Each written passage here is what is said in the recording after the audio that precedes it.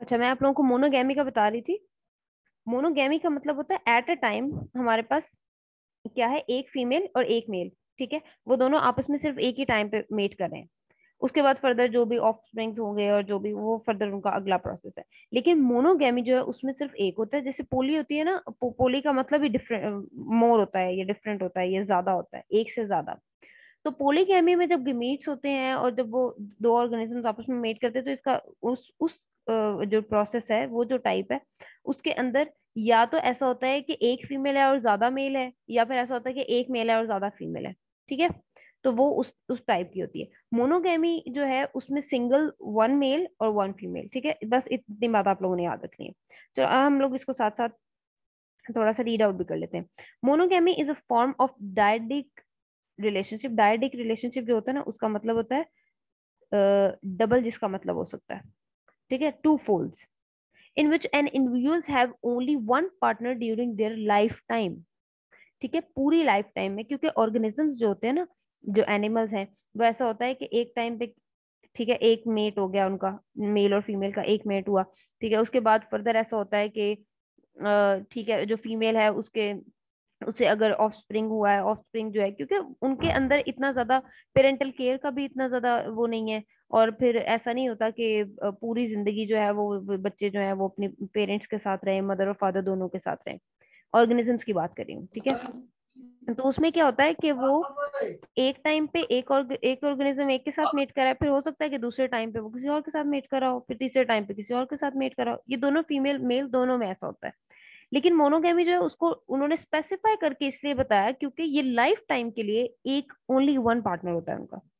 ठीक है, वो जितनी दफा भी मीटिंग होनी है, वो उन दो, वो वन मेल और वन फीमेल, उन्हीं के दरम्यान होनी है मीटिंग। ठीक है, alternatively only one partner at any one time as compare to non monogamy. Non monogamy जो है उसके अंदर पोलीगैमी और पोलियमोरी भी आती है इसके अंदर। खैर हम लोगों ने सिर्फ पोलीगैमी पढ़नी है। The term is also applied to the social behaviour of some animals referring to the state of having only one mate at one time. ठीक है, एक टाइम पे एक ही मेट है। मोनोगैमी जो होती है ना, उसमें सेवरल मेटिंग फर्दर भी आती हैं। जैसे होता है ना कि सोशली मेट कर रहे हैं एक तो, कि एक बहुत पूरा का पूरा ग्रुप है, जैसे हम लोगों ने लिविंग इन ग्रुप्स पढ़ा था। अब देखें, ऑर्गेनिजम्स अगर ग्रुप्स में रह रहे हैं तो हो सकता है उसमें मेल्स और फीमेल्स दोनों होंगी ना। तो कुछ एक मेल जो है वो हो सकता है एक फीमेल के साथ एक टाइम पे मेट करा हो, फिर उसके बाद किसी और फीमेल के साथ, फिर उसके फर्दर अगर थर्ड टाइम फोर्थ टाइम वो करे तो वो किसी और फीमेल के साथ करा हो। ठीक है, तो अगर ये ग्रुप्स में रहते हैं तो इसको हम कहते हैं कि ये सोशल मोनोगैमी भी हो सकती है। कि हो सकता है एक मेल है और बहुत सारी फीमेल्स हैं। ठीक है, हो सकता है एक फीमेल है और बहुत सारे मेल हैं। लेकिन सोशल मोनोगैमी भी होती है कि सोशली एक ही मेट उनके पास, एक फीमेल है तो उसके पास एक ही मेल है, एक मेल है तो उसके पास एक ही फीमेल है। फिर उसके बाद सेक्सुअल मोनोगैमी भी होती है, जेनेटिक मोनोगैमी भी होती है। इनको हम लोगों ने फर्दर डिस्कस नहीं करना। लेकिन मोनोगैमी जो है वो फर्दर इसकी थोड़ी सी टाइप्स बता रहे हैं कि सोशल मोनोगैमी हो गई है, सेक्सुअल होती है और जेनेटिक होती है। ठीक है, उसके बाद social मोनोगamy refers to the overtly observed living arrangements whereby the male and female share territory and engage in behavior indicative of a social pair but does not imply any particular sexual fidelity or reproductive patterns। अच्छा, अब वो social monogamy का क्या बता रहे हैं कि इसके अंदर मोनोगैमी है, एक ही, एक फीमेल है एक मेल है। ठीक है, लेकिन उन्होंने एक टेरिटरी शेयर की हुई है और उसके अंदर ही वो अपनी जितनी भी बिहेवियर्स हैं, एनिमल बिहेवियर है ना, क्योंकि तो वो उसके अंदर ही शो कर रहे हैं। अब ऐसा होता है इस तरह की सिचुएशन में, सोशल मोनोगैमी में, जिस तरह से एक मेल है ना और एक फीमेल है। ठीक है, फॉर एग्जांपल अगर कोई ह्यूमन बींग्स की अगर मैं बात करूं तो हम लोग एक अलग घर में अगर रह रहे हैं, ठीक है, हमारी अपनी एक टेरिटरी है।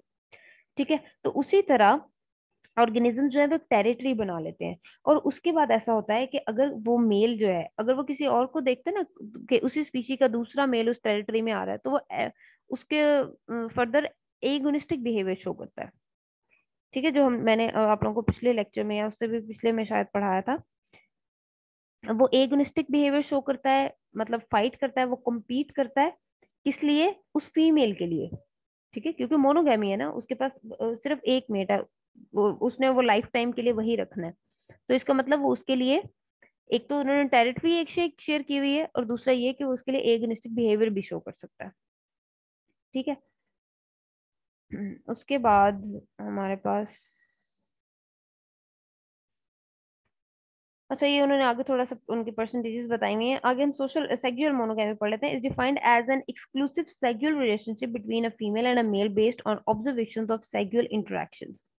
However, scientific analysis can test for paternity, for example, by DNA paternity testing and by fluorescent pigment powder test. ये उन्होंने वो बताई हुई है, जैसे पेरेंटिंग टेस्टिंग होती है ना, कि पेटर्निटी टेस्ट होता है कि ये उनके जो ऑर्गन्स होते हैं, गिमीट्स होते हैं, वो सही हालत में है या नहीं, वो एक्चुअल पेरेंट्स बन भी सकते हैं या नहीं। क्योंकि ओवरीज और टेस्टिस होते हैं ना, वो रिस्पॉन्सिबल होते हैं इन सब चीजों के लिए। और फिर उसके बाद जो फीमेल की बॉडी है, उसमें वो सारा कुछ ठीक ठाक है या नहीं है, कि एग की डेवलपमेंट ठीक हो रही है, या फिर वो सारा कुछ उनकी इसकी इम्प्लांटेशन ठीक हो रही है। तो ये सारा कुछ उन चीजों के बारे में बताया हुआ है कि वो उसके लिए टेस्टिंग भी होती है कि ये पेटर्निटी है उनमें या नहीं है। ठीक है। उसके बाद हमारे पास है पोलीगैमी। अब ये पिक्चर में उन्होंने जैसे बताया हुआ, पोलीगैमी सब डिवाइडेड है दो चीजों में, पोलीगाइनी और पोलीएंड्री। ठीक है। पोलीगाइनी जो होती है ना, उसके अंदर है individual male mates with multiple female, single male है और बहुत सारी फीमेल्स है।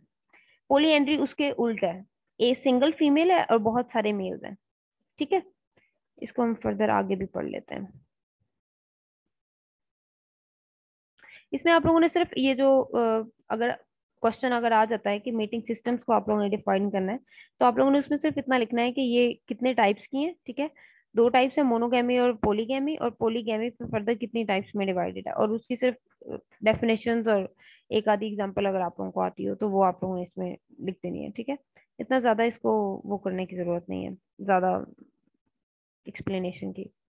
Polygamy is a mating system in which one male lives and mate with multiple females, but each female only mates with a single male. ठीक है, वही बात हो गई ना कि पोलीगाइनी के अंदर क्या है, एक मेल है और एक मेल जो है वो बहुत सारी फीमेल्स के साथ मेट कर रहा है, लेकिन वो जो हर फीमेल है वो सिर्फ उस एक ही मेल के साथ मेट कर रही है। ठीक है, इसको कहते हैं पोलीगाइनी।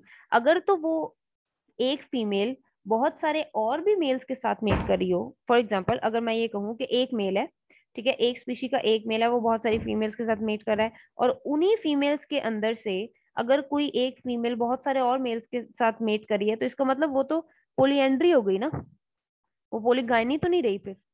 तो इसमें वो लोग स्पेसिफाई इस चीज को कर रहे हैं कि अगर एक मेल है तो उसके साथ मेट करने वाली हर फीमेल सिर्फ उसी मेल के साथ मेट करी है, बाकी वो किसी और के साथ नहीं कर रही। ठीक है। यहाँ से सेकंड पैराग्राफ से पढ़ने लगी हूँ। When two animals mate, they both share an interest in the success of the offspring, though often to different extremes, unless the male and female are perfectly monogamous, meaning that they mate for life and take no other partners, even after the original mate's death. The amount of parental care will vary.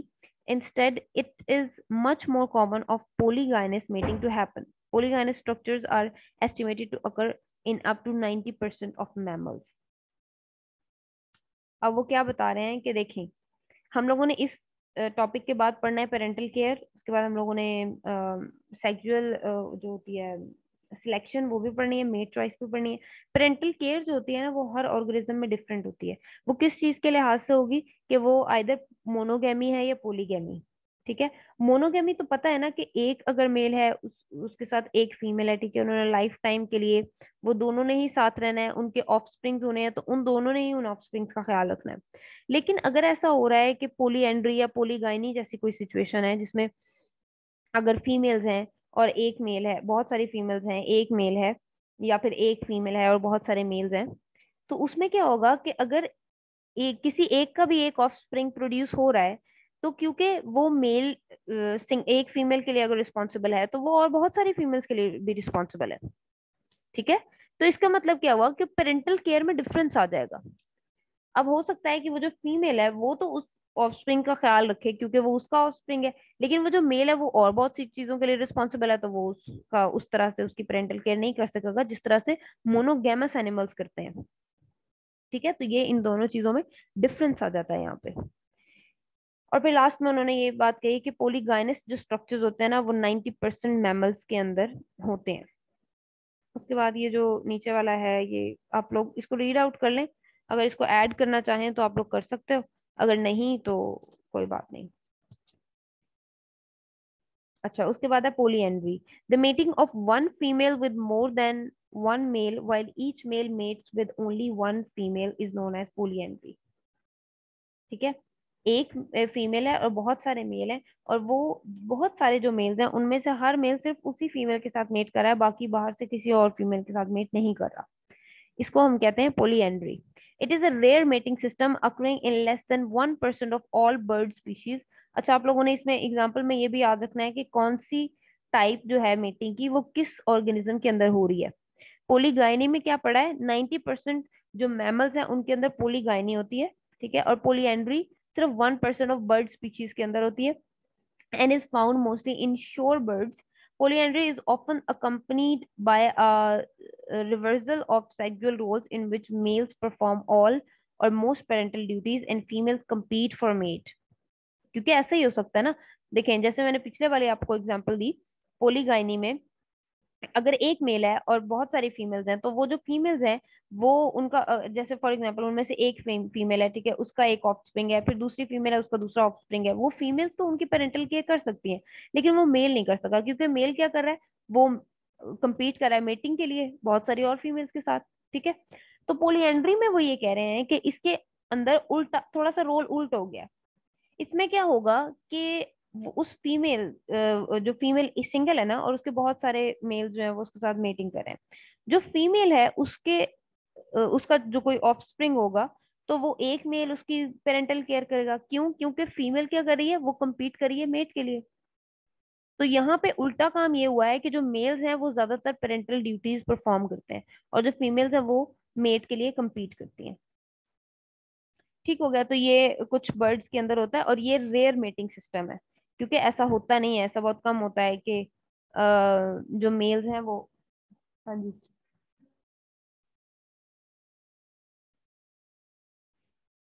अच्छा, जो mails होते हैं बहुत कम होता है ना, हम देखते हैं कि जो मेल्स हैं वो पेरेंटल केयर जो है उसके अंदर अपनी ड्यूटीज परफॉर्म करें, या फिर ऐसा बहुत कम होता है कि ए वन फीमेल और बहुत सारे मेल्स हों। ठीक है, तो ये वाला जो चांस होती है ये बहुत कम चांसेस होते हैं इसमें।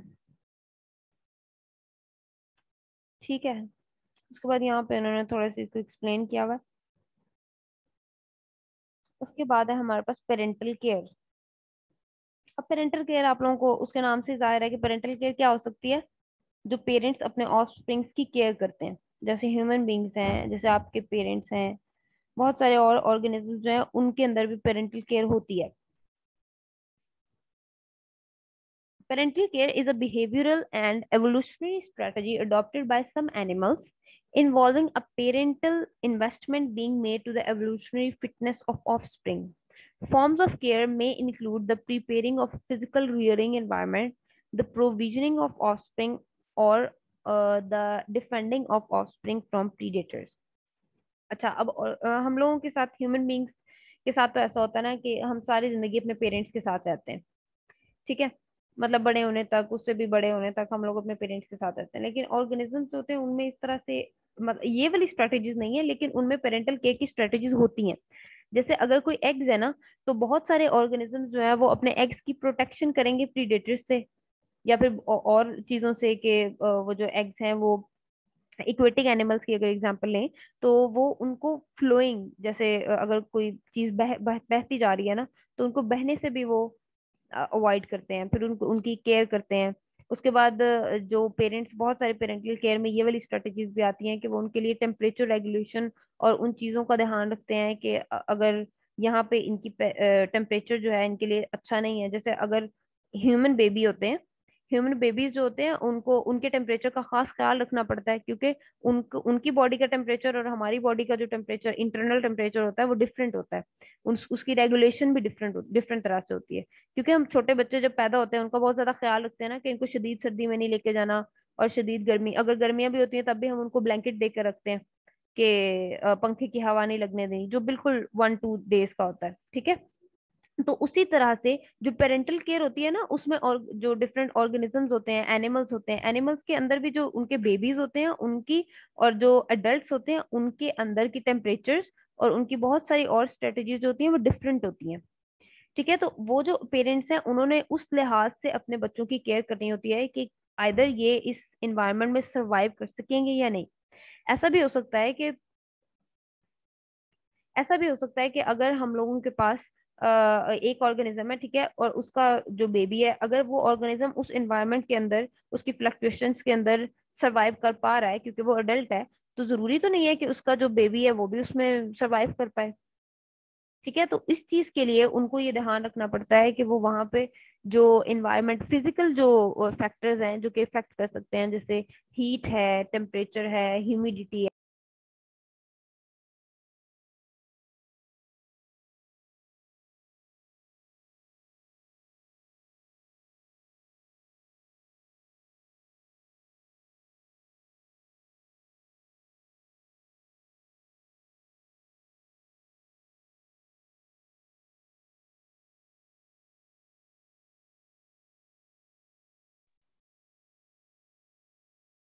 आप लोगों को आवाज आ रही है? जी मैम, अब आ रही है बस। पहले आई थिंक कट गई थी आवाज। I don't know. चलो खैर। अच्छा, इसके अंदर उन्होंने क्या कुछ बताया, फॉर्म्स ऑफ केयर क्या हो सकती है? Preparing of a physical rearing environment. ठीक है, फिजिकली जितनी भी चीजें होती हैं, जैसे मैंने आप लोगों को टेम्परेचर, हीट और बहुत सारी क्लाइमेटिक कंडीशंस जो होती हैं उसके हिसाब से उन्होंने उन चीजों को प्रिपेयर करना होता है बच्चों के लिए। ठीक है, और दूसरी केयर ये होती है ना कि वो प्रीडेटर्स से अपने ऑफस्प्रिंग्स को बचा के रखते हैं। अच्छा, in animals that provide parental care, females are generally the ones that primarily bear the costs. They spend time laying eggs, creating egg cases, guarding eggs or larvae, or building nests, incubating and brooding young, caring young, nursing, and subsequently feeding and defending offsprings. क्योंकि हम लोगों को ये बात पता है कि जो ज्यादातर रोल होता है पेरेंटल केयर में वो फीमेल्स अदा करती हैं। ठीक है, क्योंकि मेल जो होते हैं उनके और बहुत सारे काम होते हैं कि उन्होंने फूड इकट्ठी करनी है, फिर उन्हें वो भी प्रोटेक्शन में बहुत ज्यादा हाथ मेल्स का भी होता है कि अगर एक टेरिटरी है, अगर मोनोगैमस ऑर्गेनिजम्स हैं और उनका ऑफस्प्रिंग्स हैं, तो वो टेरिटरी जो है उसकी प्रोटेक्शन का सबसे बड़ा, सबसे ज्यादा जिम्मेदार कौन होता है? मेल होता है। लेकिन जो ऑफस्प्रिंग्स होते हैं उनकी बेटर केयर कौन कर सकता है? फीमेल्स कर सकती हैं। तो वो उन्होंने सारा उसका हर हर चीज को, प्रोसेस को बताया हुआ है कि फीमेल्स क्या करती हैं, उनके लेइंग एग्स करती हैं। ठीक है, उनके लिए केसेस बनाती हैं, फिर एग्स जो है वो जब हैच हो जाते हैं उसमें से लार्वा है, और फिर बेबीज जो निकल आते हैं, ठीक है, उनके लिए नेस्टिंग होती है, बर्ड्स की सिचुएशन में नेस्टिंग होती है, इंक्यूबेशन होती है, फिर यंग जो होते हैं, यंग वंस, उनकी नर्सिंग, लैक्टेशन होती है। ठीक है, उनको फीडिंग कराती हैं वो खुद, और उसके बाद इस तरह से जो है फीमेल्स वो केयर करती हैं अपने यंग वंस की। अच्छा, parental care by both sexes, by parental care is much less common. However, the exclusive care by the male is rare. For example, in terrestrial arthropods, females only care occurs in 72 orders. Biparental care occurs in 13, and male only care occurs in just 4. In addition, females in 19 orders bear live young, caring for eggs and larvae inside their bodies. तो इन्होंने यहाँ पे वो बताया हुआ है कि अगर बाय पेरेंटल दोनों अगर सेम इक्वली केयर करते हैं तो वो उस तरह के चांसेस भी कम है। और फिर अगर सिर्फ मेल केयर करते हैं, जैसे गायनेस में, पोलीगैमी में हम लोगों ने पढ़ा, तो उसके अंदर जो मेल होते हैं वो बहुत रेयर होता है, कि बहुत कम होता है ऐसे कि मेल जो है वो अपने ऑफस्प्रिंग्स की केयर करें। तो एग्जांपल में उन्होंने टेरेस्ट्रियल आर्थ्रोपोड्स के जो ऑर्डर, आर्थ्रोपोड्स के बहुत सारे ऑर्डर्स होते हैं ना फर्दर, तो उसमें उन्होंने बताया कि अगर फीमेल केयर के 72 ऑर्डर्स हैं, बाय पेरेंटल केयर के 13 ऑर्डर हैं, और जो मेल केयर है उसके सिर्फ 4 ऑर्डर्स है हमारे पास। ठीक है, और यहाँ पे पिक्चर में जैसे आप लोग देख सकते हो, पेरेंटल बिहेवियर का उन्होंने बताया कि parental care is a behaviour in which adult give food, protection and warmth to eggs and young, often a female responsibility, but males do help. Fewer young, more important parental care to ensure survival. अच्छा, अब एक point इसमें आप लोगों ने ये भी note कर लेना है कि जो पेरेंटल केयर होती है ना, वो इस ऑर्गेनिज्म और स्पीशीज के सर्वाइवल को बढ़ा देती है। क्योंकि अगर आप लोग सोच के देखें, एक स्पीशी है, उसने एग्स दिए हैं, ठीक है, कोई अगर फीमेल है उसने एग्स दिए हैं, ठीक है, और वो उनको वहीं पे छोड़कर चली गई है, तो ऐसा हो सकता है कि उन एग्स को, वो एग्स कहीं किसी नेचुरल डिजास्टर की नजर हो जाए, कोई फ्लडिंग हो जाए तो उसके साथ ही वो बह जाए, या फिर कोई प्रीडेटर्स होते हैं वो उनको खत्म कर दें। ठीक है, तो अगर वो फीमेल उसकी पेरेंटल केयर करती है जब तक के एग्स जो है वो हैच नहीं हो जाते, जब तक उनके यंग वंस जो है वो इस काबिल नहीं हो जाते कि वो अपनी केयर खुद कर लें, तब तक अगर फीमेल्स उनकी केयर करती हैं, तो इसका मतलब क्या हुआ कि एक ऑर्गेनिज्म का सर्वाइवल हो गया। वो ऑर्गेनिज्म फिर उसकी फर्दर नस्ल को लेकर चल सकता है। तो इस तरह वो जो स्पीशीज हैं वो जल्दी एक्सटिंक्ट नहीं होंगी, जल्दी इंडेंजर्ड नहीं होंगी, जल्दी उनका खात्मा नहीं होगा। लेकिन अगर पेरेंटल केयर नहीं की जाती, तो जो बहुत सारे एग्स होते हैं, एग्स के अलावा भी अगर उनकी हैचिंग भी हो जाती है, चले वहां तक वो बच भी जाते हैं, तो बहुत सारे ऐसे ऑर्गेनिजम्स ही होते हैं, जो बेबीज हैं, जो हैच होके जो निकले हैं उस एग से, तो वो बहुत सारे ऑर्गेनिजम्स जो होते हैं वो फिर बहुत सारे और दूसरे ऑर्गेनिजम्स की नजर हो जाते हैं ना, उनका प्रे हो जाता है, प्रीडेटर्स उनको खा लेते हैं, और इस तरह से उनकी सर्वाइवल रेट जो है वो कम हो जाता है। ठीक है, तो पेरेंटल केयर जो है वो किस चीज के लिए भी जरूरी होती है, कि ऑर्गेनिज्म सर्वाइव कर जाए।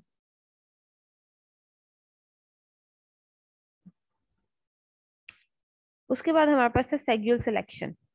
आप लोगों को मेरी आवाज आ रही है?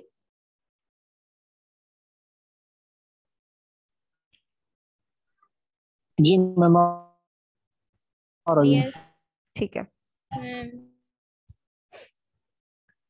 अच्छा, उसके बाद हमारे पास है सेक्सुअल सिलेक्शन। सेक्सुअल सिलेक्शन जैसे आप लोग उसके नाम से ही पता चल रहा है कि एक जो मेल है, या तो उसने फीमेल को सिलेक्ट करना है, या फीमेल जो है उसने अपने मेल को सिलेक्ट करना है। ठीक है, मेट के लिए सिलेक्शन होती है ना, ऑर्गेनिजम्स के अंदर सिलेक्शन होती है। अब उसमें क्या होता है, जो मेट चॉइस है ना, वो भी इसी का पार्ट है, सेक्सुअल सिलेक्शन ही का पार्ट है। जैसे फर्दर अगर आप लोग ऐसे कह लें कि अगर सेक्सुअल सिलेक्शन को हम लोग दो हिस्सों में डिवाइड करें, तो उसमें से एक मेट चॉइस है। ठीक है, इसलिए मैंने इसको सिर्फ 3-4 लाइनों में यहाँ पे कंप्लीट कर दिया है। आप लोगों ने ज्यादा फोकस किस पे करना है, सेक्सुअल सिलेक्शन पे। अच्छा, अब देखें, ऐसा होता है ना कि अगर मैं ह्यूमन बींग्स की बात करूं, तो अगर कोई एक इंसान दूसरे का रिश्ता देखना चाहता है, ठीक है, अगर पेरेंट्स अपने बच्चों के रिश्ते देखना चाहते हैं, तो वो बहुत सारी उनके पास डिमांड्स होती हैं, बहुत सारी क्वालिटीज होती हैं जो वो ढूंढ रहे होते हैं अपने बच्चे के लिए, के स्पाउस के लिए। ठीक है, अगर लड़की है तो वो लड़के में ढूंढ रहे हैं कि अच्छा इस तरह का लड़का मिल जाए, अगर लड़का है तो वो उसकी अपनी बहू में यानी कि ढूंढ रहे होंगे। ठीक है, तो उसमें बहुत सारी क्वालिटीज होती हैं। ठीक है, कि अगर लड़की ढूंढ रहे हैं तो वो ये कहेंगे कि ठीक है, उसको खाना पकाना आता हो, घर को अच्छे से संभाल ले, ठीक है, जिम्मेदार हो, ये वो सारी क्वालिटीज होनी चाहिए। ठीक है, और उसके बाद अगर लड़का ढूंढ रहे होंगे तो उसमें भी बहुत सारी क्वालिटीज ढूंढते हैं कि उसकी इनकम अच्छी हो, और वो घर घर को अच्छे से संभाल सकता हो, हमारी बच्ची की केयर कर सकता हो, और ये वो।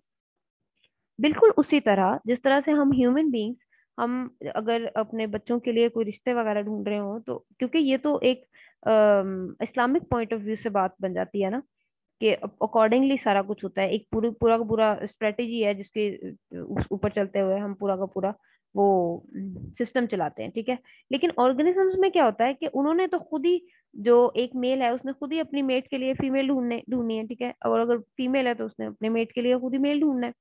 तो लेकिन इनके अंदर भी ऐसा होता है कि वो इस तरह के ट्रेट्स देखते हैं कि कौन से ऐसे ट्रेट का मेल होना चाहिए या फीमेल होनी चाहिए जिसके साथ मैं मेट कर सकूंगा। ठीक है, तो वो बहुत सारी ट्रेट्स हो सकते हैं, जैसे यहाँ पे उन्होंने बताया हुआ है कि प्रोनाउंस्ड कलरेशन होती है, इंक्रीज साइज होता है, स्ट्राइकिंग एडोर्नमेंट्स, और भी बहुत सारी इसके अलावा होती हैं, ट्रेट्स होती हैं या क्वालिटीज होती हैं जो एक ऑर्गेनिज्म अपने मेटिंग ऑर्गेनिज्म में ढूंढ रहे होते हैं। ठीक है, तो इसको हम कहते हैं सेक्सुअल सिलेक्शन। यानी कि मेटिंग के लिए एक ऑर्गेनिज्म ने जब दूसरे ऑर्गेनिज्म को सिलेक्ट कर लिया, तो उसको हम कहते हैं सेक्सुअल सिलेक्शन। इसमें मेल फीमेल को भी सिलेक्ट कर सकता है, फीमेल मेल को भी सिलेक्ट कर सकती है। ठीक है, अच्छा, इसमें लिखा हुआ है sexual selection theory is postulating that the evolution of certain conspicuous physical traits such as pronounced coloration, increased size, and striking adornments in animals may grant the possessors of these traits greater success in obtaining mates. The concept of sexual selection as a special form of natural selection is easily explained.